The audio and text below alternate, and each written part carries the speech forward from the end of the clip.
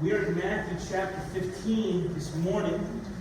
Tech guys gave you the wrong chapter, so you're welcome. Matthew chapter 15. In my old age, I am 37 now. I get it wrong like every single week.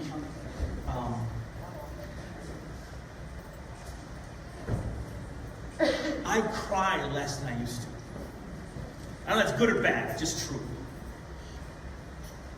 Today may undo my long streak. Here's where we'll start together. How much does a parent love their child? How much do we love our children?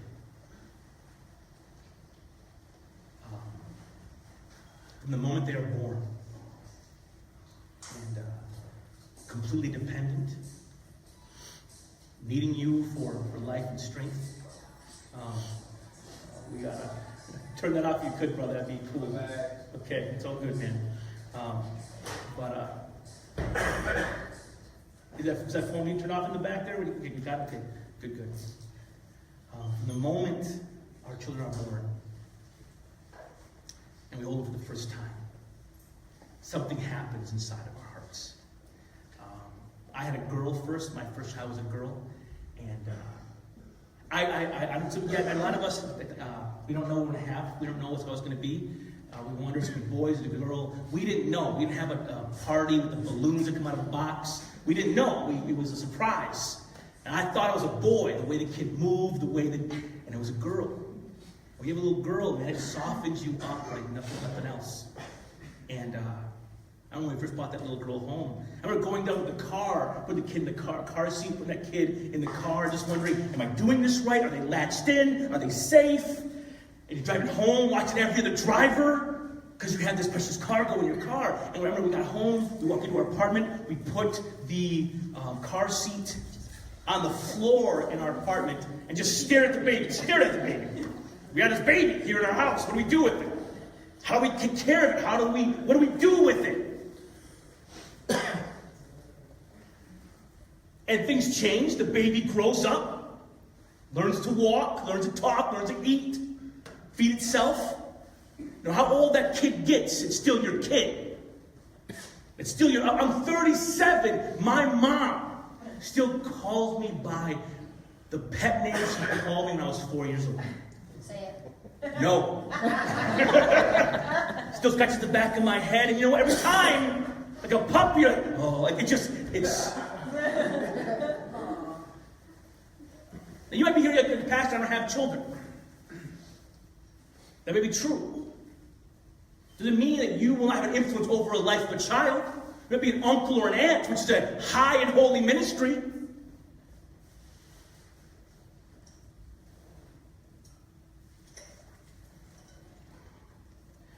Loving a child is dangerous business because as a child grows up, guaranteed they're going to break your heart because they have to find their way in the world. They have to leave your umbrella. Like right now in life, my kids are small and my word is law. What a good life those kids have. Protected by my strength all the day long.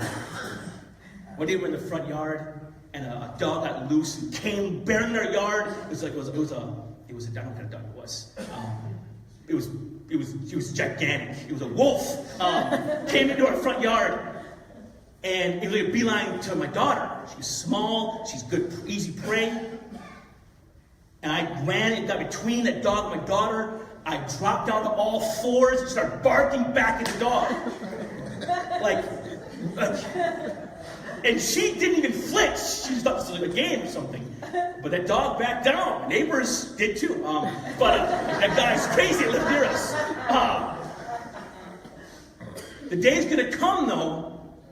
There's going to be wolves, and I won't be there. She's going to grow up and leave my nest. Whether it's college, a career, she's going to go and they're both going to leave and go do things, and I won't be there to make it right. They will make terrible decisions. decisions. They might get hurt. They might get sick.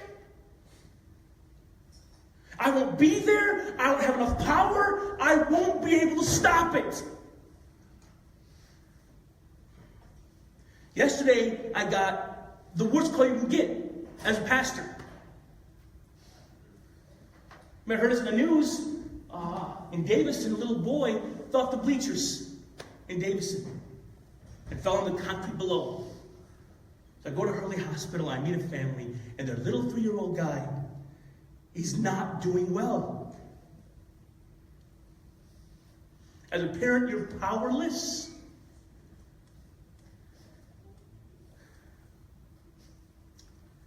We as a church need to pray for this little boy. His name is Gavin. And he had surgery yesterday. And they don't know if he's going to make it. And we're begging God for this boy's life.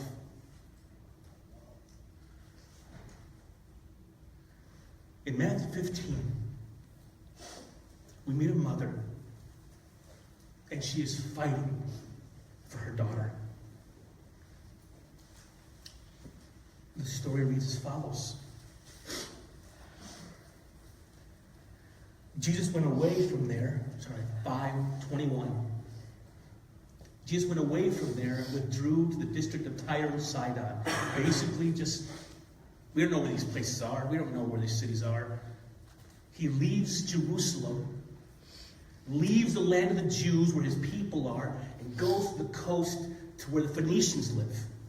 Probably a 30-mile walk. And the people there don't worship the God of heaven. They worship a statue, Molech. They don't know him. He's a nobody there. He's a celebrity in Jerusalem, in the Jewish world. Out in their world, he's a nobody. And he goes there for vacation, to rest. And behold, a Canaanite woman from that region came out and was crying, "Have mercy on me, O Lord, Son of David. My daughter is severely oppressed by a demon." She comes out. She has heard of Jesus. Apparently his fame trickled out to the far country. And she's gone to all her people. She's gone to her priest. She's gone to the temples. Nothing has worked. She's like, this Jewish rabbi is near our town. She leaves her city, goes to the country to find the one, because see, this guy might be able to help me. At the hospital last night, there was this man I met, and he said to me, "We need the magic." He doesn't know what he needs, but he knows he needs someone to show up and make things better. There's desperation. The first thing I want to say is simply this. Our kids need Jesus. They may be hurt, and you can't save them. They might leave the Lord. What do you want for your kids? When you think about it, what do you want for your children? Some people say, I want them to be successful. I want them to be healthy. I want health for my child. I pray for health. I wouldn't mind them being wealthy. I'm going to need some to take care of me when I'm older. What I want more than any of that, more than their happiness, more than their strength, more than their success, I want them to be near Christ. I want them to know the peace that comes from being in Jesus. I want that for my kids. If you have an adult kid and your kid leaves the Lord, it breaks your heart. I know parents who walk with that burden all the time because their kid has just kind of walked away from Jesus, doing their own thing. As a parent, you got to watch it. You're like, my child, my son, my daughter needs Jesus. And they have walked away. Maybe your kid is sick, depressed, lost in life.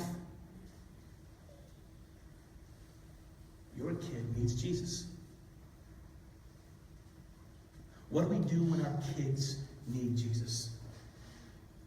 My boy, when he was a little baby, would have these attacks. He would begin to scream, and the cry he would cry wasn't the cry of hunger, wasn't the cry of falling. It was a different cry. It was a cry of acute pain. And I remember I was so scared, and I'd go in there and just don't know how to, he can't talk, he can't share why he's crying. And we're trying to feel around his little body, and his midsection had gone rigid, like a washboard. It just went completely rigid. Something was happening in his stomach that was causing pain. And we go to the doctor, and when we got there, it would stop. So it happened every few months, and we were so hopeless, so helpless. And when he would get sick, I would literally just lay my hands and I would beg God, see my boy and help us help him. If your kids need Christ, your kids do need Christ. When they come to those moments, those episodes, those seasons of great desperation, you go to God for them. You are allowed. You can bring your kids to the throne of God. They don't have to believe in nothing. You can drag them there in your prayers. They don't even know it. You pray for someone you love. There is power in that. In the scriptures, you find people coming to Christ, and the person that needs help isn't even in the room. They're nowhere to be found. This she's like, my daughter's back home in a bed, and she is oppressed, and I know you can't see her. I know you don't know her. He does, but she don't. She's like, but you have power. I've heard of it. Make her whole again. You can bring your child to God in prayer.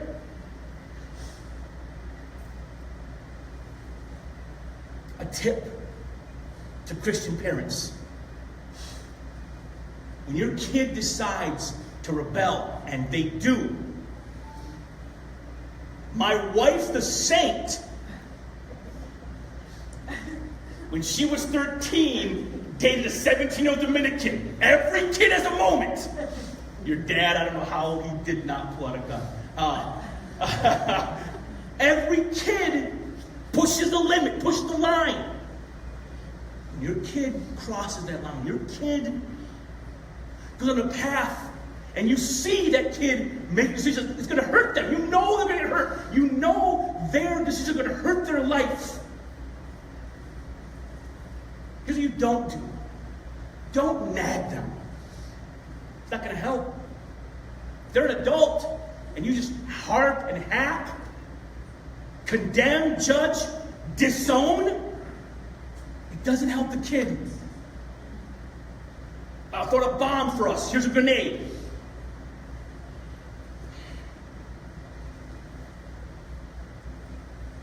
I used to live in a place called Boys Town in Chicago. It's the gay community of Chicago. You don't know how many stories I hear from young men and women who came out and their parents, Christian parents, just said, you're not my son. You're not my daughter. Get out of here. It ain't the answer. There's no love. If you condemn your kids and take some moral stand, like we're all super clean. Like we all didn't give our parents ulcers when we were 16. We don't disown. We don't just rag on them and nag them. You love them and you pray for them.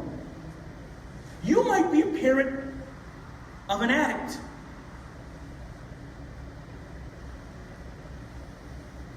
And you must watch your child kill themselves day after day. You may have lost a child to that war.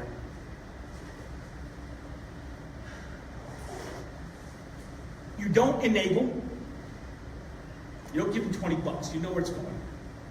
You don't pay their phone bill. You can't. But you never give up on them either. You keep on praying. When they call, you answer the phone. If they say, give me money, you say, no, give me money. I can give you my voice because I love you. This woman comes to Christ, heal my daughter. And then the weirdest story in the Bible happens. When you pray for your child, when you pray for your children, there will be obstacles. Verse 23. She goes to Jesus, verse 23. But he did not answer her a word. She cries out to Christ. He doesn't even give her a nod. He doesn't even show he heard her. He is silent. When you pray for your loved ones, just know this. The God who speaks is also the God who is silent sometimes. You must be willing to walk and hit the wall of the silence of Jesus and keep on pushing. Sometimes you'll bring your prayer to God and you don't hear the answer. The thing you ask for remains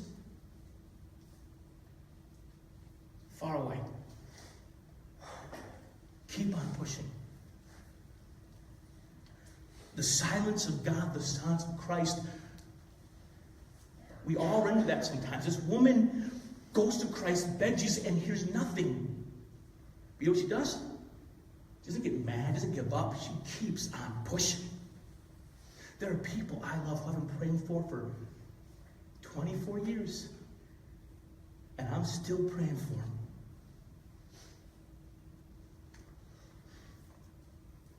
And his disciples came and begged Jesus, saying, send her away, for she is crying out after us. Meaning, they're on vacation.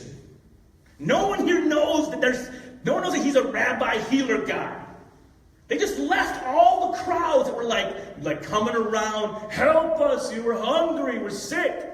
They're like finally in a place where the crowds aren't everywhere. This lady's just crying out, heal my daughter. And I was like, who's this guy? He's bringing attention to them. Like, Jesus, get rid of her, man. She's going to ruin the vacation. She must overcome the obstacle of the silence of Christ. She also must overcome the obstacle of some pretty clueless disciples. Even in God's church, people here will give you terrible advice sometimes. It happens. All of us say dumb things to each other. I don't know why. My wife and I had a miscarriage. We've had more than one. And I know after our miscarriage, I know what's going to happen. People are going to say to us things like, God need another angel. You ain't helping, man. I know you mean well. You're telling me God took my kid because he was lonely? No comfort to my heart right now. We throw these lines.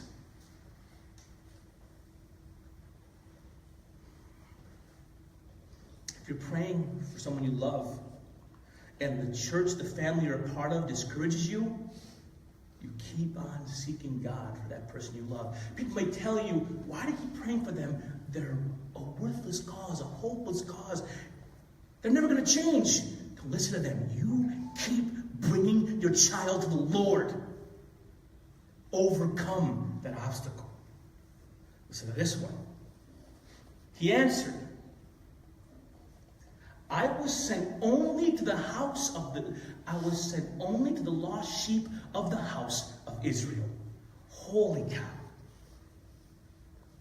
He's like, listen, I have a job, and my job is to minister. My first wave, my first step of my job is to love the Jewish people. And lady, you ain't Jewish. I'm sorry. It's like, holy cow, Jesus, this seems brutal. But I mean, what do I say? For Jesus, for Flint, for the kingdom. I get calls all the time to preach all over the place. They offer me moolah to do so. I say no all the time. Because my first calling is Flint. If I can help, I will. But I can't do 1,000 things and hurt the one thing I've been called to the most. I've been called to be a father. I can't say yes to 100 things and say no to this one thing that's my primary concern. You understand? Christ, his primary concern is, I must love and take care of the Jews. I must give them the gospel first, then the nations. She runs into the mission of Jesus. Jesus is like, listen, man, I got to take care of this first. She could be like, man, he just Bibled me. I better go away and sit down. She's not even deterred by the mission. She goes, ha, ha, ha, ha. She came, knelt before, she gets in his way, kneels before him. Lord, help me. I know I'm not Jewish. I still need you. And he answers. And here's the most controversial sentence in the New Testament, one of them. It is not right to take the children's bread and throw it to the dogs. Holy cow. Say that to a girl in Flint, see what happens. Oh, no, you did. I mean, No, so here's some history. Here's some background. The Jewish people call the Gentiles dogs. I know that's not good. The Pharisees, they were like the priest of Israel. The priest of Israel would pray. This is no joke. They were so proud and arrogant. They'd stand up, put their hands up during a meal with people around. They're the food court at the mall. You got to pray for a meal. Stand up.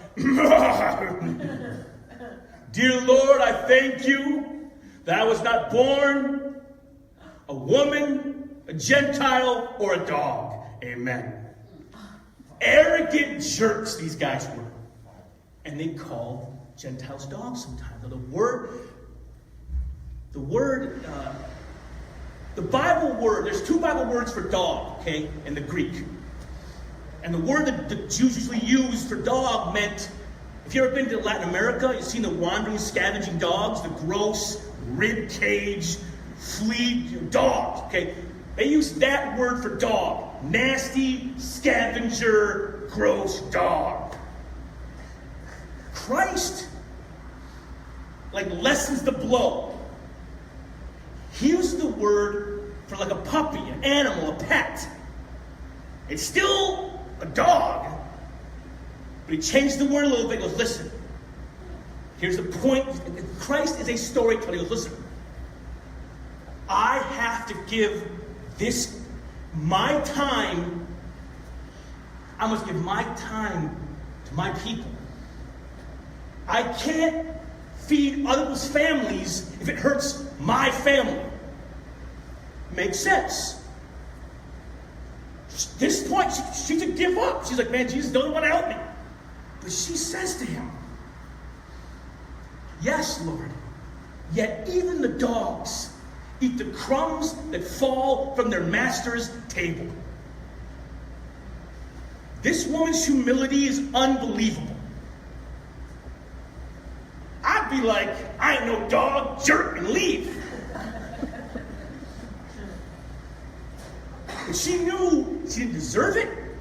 She knew she hadn't earned it. She knew there was something inside of her that merited healing.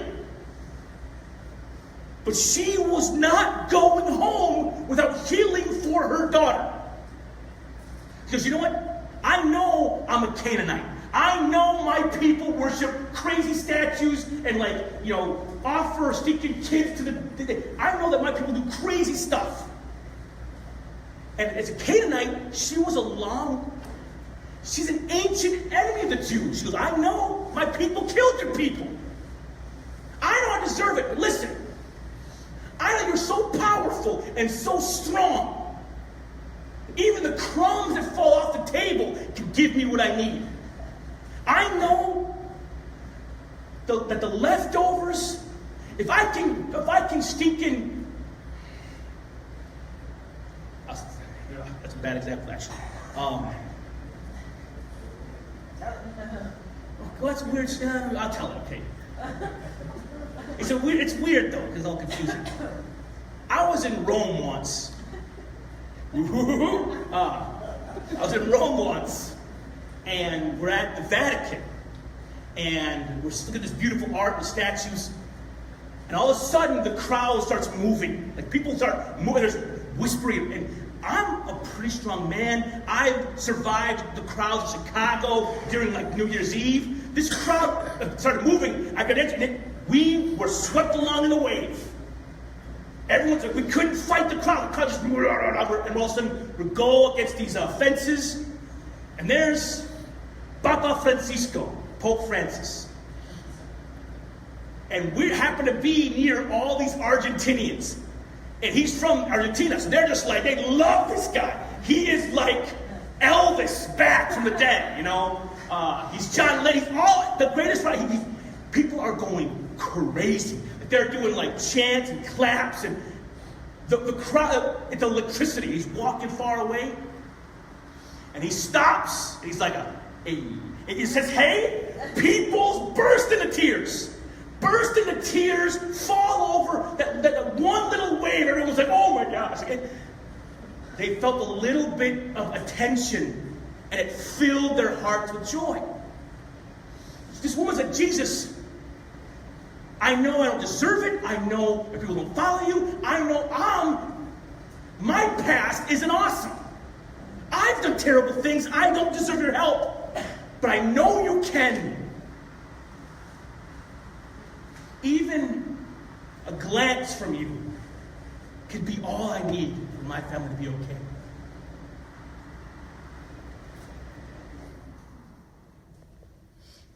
If you're praying for your children, you're praying for your child, there will be many obstacles to overcome in your prayers. Overcoming your own sinfulness, overcoming the silence of God, overcoming sometimes the ignorance of the church, overcoming so much. But you keep on persisting. You keep on praying. You keep bringing your child to the throne of God. And you don't give up, because God gave you that child. If your uncle or aunt, God gave you that holy calling. If you're a sibling, maybe you're a kid here praying for your parents. You keep on praying. Jesus answers her. He told her no like 3 times. And she's like, you know what? Even the dogs eat the crumbs. Just give me a crumb. Jesus answered her, oh woman, great is your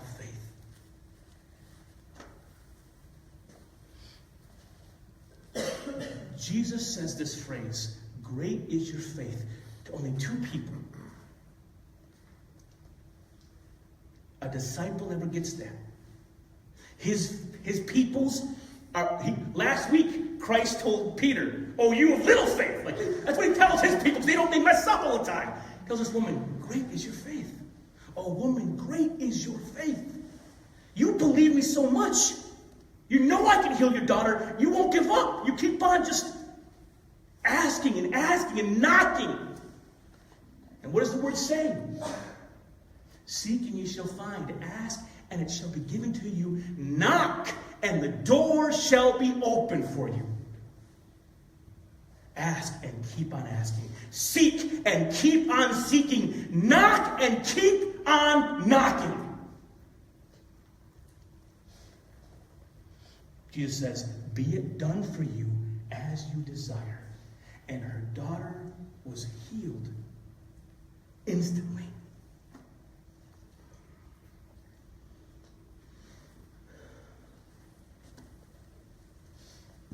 I know the world has rules.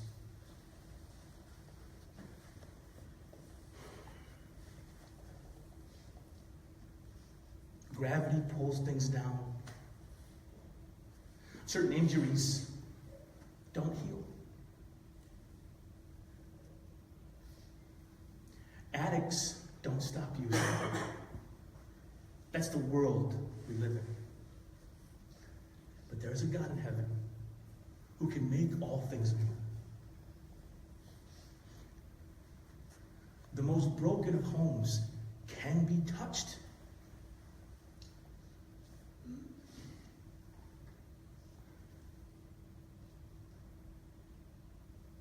I want to encourage anyone here, if you have a child that's astray, a child that is enslaved to addiction, a child that hates the Lord, a child that hates you. It happens, doesn't it? You keep on praying for your child. If you don't have a child, who has God given you to take care of, to love? Is your ministry that of an aunt or uncle? Is your ministry that of a grandparent? Is your ministry that of a sibling? If God's given you someone to love, you love them with your heart. You keep praying for them and do not stop, because God can. He can heal things that we thought were unhealable. Almost every sad story in my life, and there are lots of them, almost every one God has touched and made whole again. I can't even believe that my life now and my life 10 years ago, how God has redeemed things I thought were unredeemable. People I thought would never change, and God touches and the lights turn on.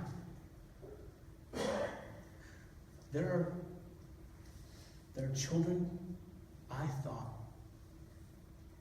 I have visited many children in the hospital. There are children I've gone to the hospital to see. I thought, this kid is dead, and I've seen God give life. I can't guarantee it, but we can ask, and we can beg, and we can keep on begging. Don't give up on those God has given you.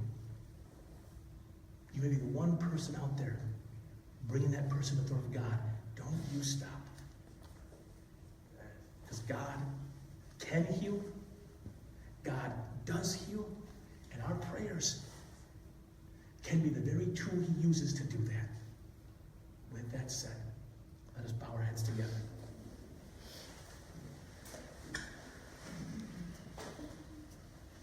Father, we as a church lift up little Gavin to you. I plead to you, Lord, for his life. Give him life. Give him his voice. Give him years of play. Give him back to his mother and his father. For the parents in this room who carry in their hearts a child who's making poor decisions, give them the patience and the strength to endure. Give them the heart to continue to love, regardless of how hard it hurts. Like this Canaanite woman, may we be a people who knock and keep on knocking, because we believe, oh Lord, you do answer. Hear our cry today. In Jesus' name we ask all these things.